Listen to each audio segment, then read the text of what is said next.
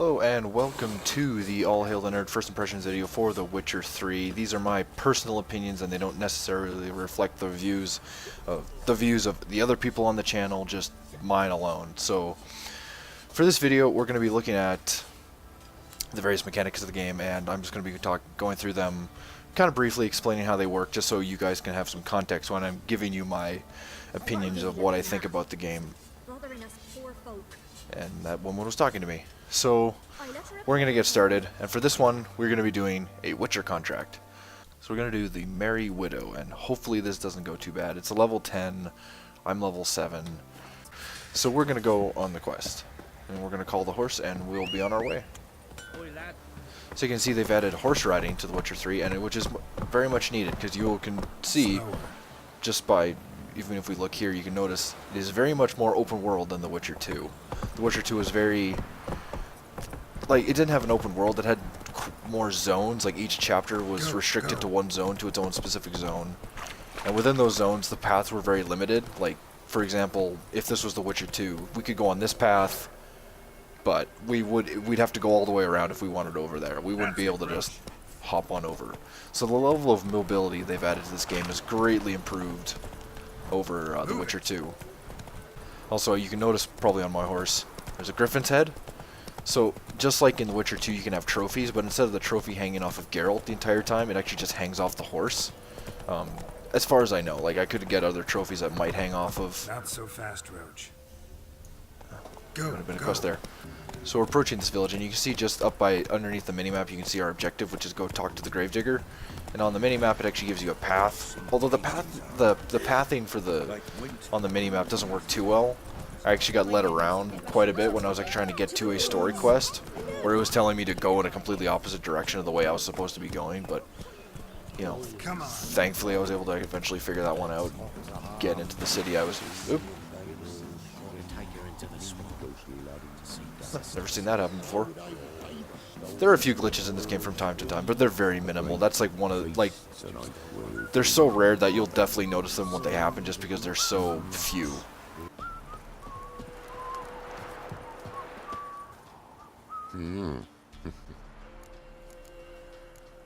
Hear about the job.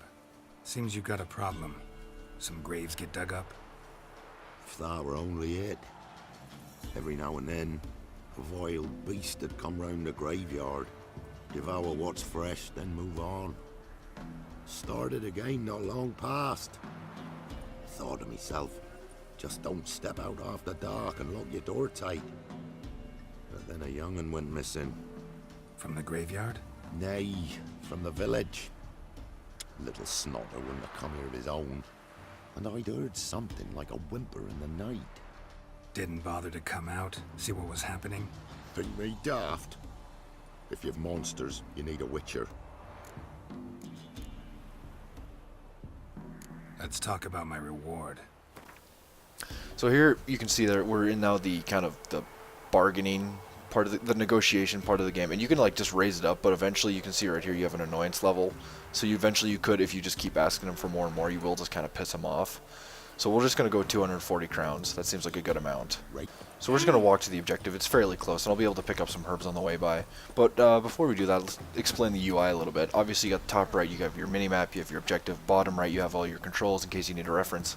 And then here, from the quick reference menu, you have all your Witcher signs and your pockets. So these are all like, you have Yrden, Quen, Igni, Axii, and Ard, and all of these are your different signs that you can equip during a fight. And some monsters are vulnerable to certain powers and certain items that you can use. So you have, they're pretty varied from each other. You have Ard, which is like a force push, so it just gives them a blast. It's very, just to like knock an enemy out of the way. Axii, which is a mind control, stun power. Igni, which is a fire blast, which is your only really like offensive ability. Quen, which is a shield that can negate an entire hit of damage, so it's pretty handy for monster fights. And then you have your Yrden, or Yarden, or however you say that, which in the last game it would actually just set up a trap, which if an enemy walked into it, it would instantly stun them. And they changed it a little bit in this one, where it sets up like a ring. And from what I've seen so far, that if an enemy gets within that ring, it makes them vulnerable and easier to attack, which is helpful for like specters, where if you can do this, it'll make the specters more vulnerable to damage. And there's some sort of like weird troll beast that like is completely invisible until he attacks you, and if you put a Irden down, it'll slow him down with it when he's within that circle.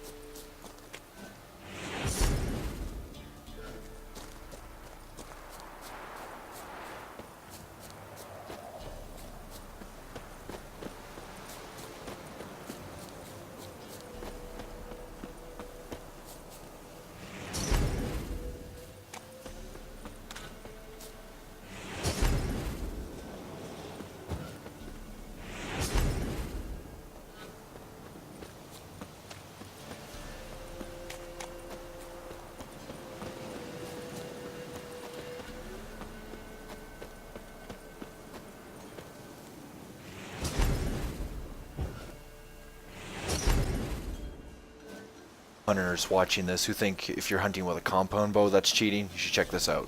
I've just used the Exi spell to take over the doe's mind, and there you go. Just want to take a quick second to apologize for my monotone voice right now. I'm recording this fairly late at night, and I've spent about 3 hours trying to get my recording software working, so it's hard for me to be like super enthusiastic. But as far as my opinion of the actual game goes, I think I'm just absolutely just loving the crap out of it. It's super fun to play. It's really easy to spend like a good 6-7 hours. I think on my first night I played for probably 8 hours straight.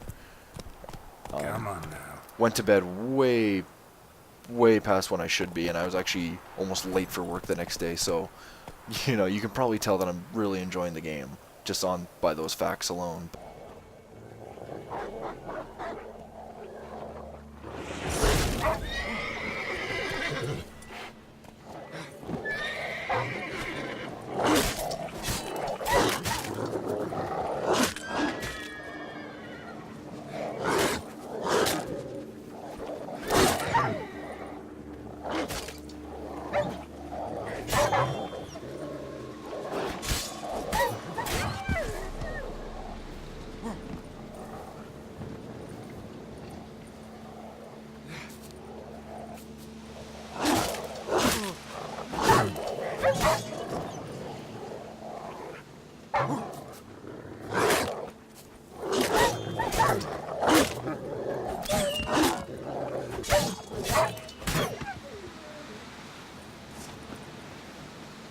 Ghouls dug up the graves, and the stench of decay attracted wild dogs. But neither ghouls nor dogs steal kids.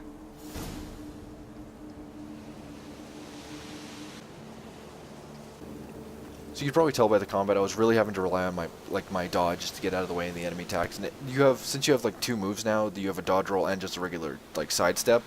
The dodge roll will get you out of the way of the attack, but it'll also put you pretty far away from the enemy, so it makes it harder and harder. It makes it harder for you to quickly counterattack. And whereas if you just dodge, you're pretty much right next to the enemy. And I think it actually increases the chance of a critical, but I'm not sure about that. I've been noticing more criticals when I sidestep, but I haven't really confirmed that yet. Because I don't really want to start looking at wiki articles, because I don't want to accidentally spoil some for me. So anyway, we're going to move on to the next step of the objective, which is to explore the cemetery using your Witcher senses. So the Witcher sense, holding down the right mouse button if you're playing on the PC, pretty much activates some sort of like detective vision. So herbs and stuff will be highlighted in orange, and so like herbs, items that you can pick up, or boxes that you can loot will be highlighted in orange. More quest objectives that you need to examine will be red. Dug up. No tools used, though.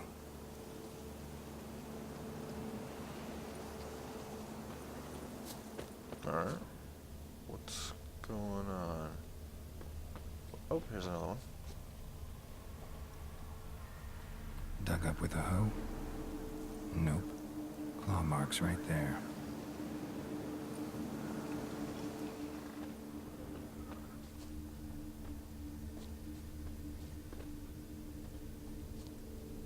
Dug up. No tools used, though.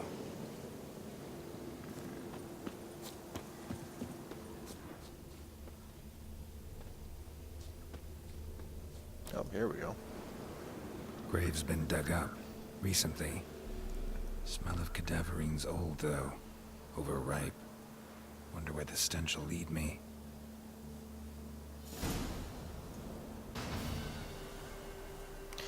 Okay, so as I was saying at the beginning of the video, that was a quest that I hadn't done before. I didn't know how it was going to end. And so on All Hail the Nerd, we have certain policies for what can and cannot be shown on the channel, or even on the Facebook page. And just how they design the monster, I'm a little bit sketchy about. I don't really know. I don't think I should show what the monster looked like, just because of things we just don't have on our channel. We're not interested in having that kind of stuff on our channel. So unfortunately, and I'm really incredibly sorry about it, but we can't actually show the monster fight. But I guess on the other hand, I was actually a little bit under leveled, so I was just dying over and over again, so it wasn't too interesting to watch. Hopefully, I don't know, maybe people would enjoy watching me die over and over, but I'm really sorry. But not gonna end the video here. There's actually a bandit camp right over here, so hopefully we'll be able to end this in a pretty awesome fight. Oh, that wasn't a good start. So yeah, hopefully you guys enjoy the fight, and we'll just so I don't die over and over again, I'm actually probably just going to try to concentrate on this, so I'm not going to do a whole lot of talking. So, here we go.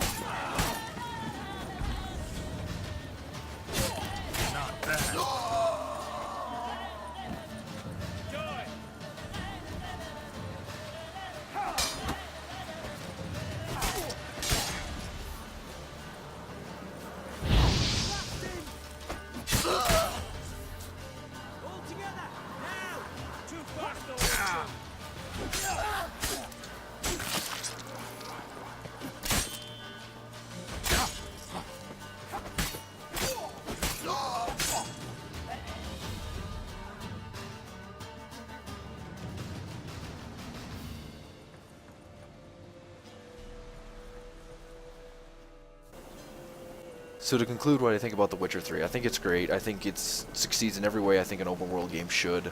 The open world, like, it's great. The story's great. The side quests are interesting to do. The world is compelling to explore.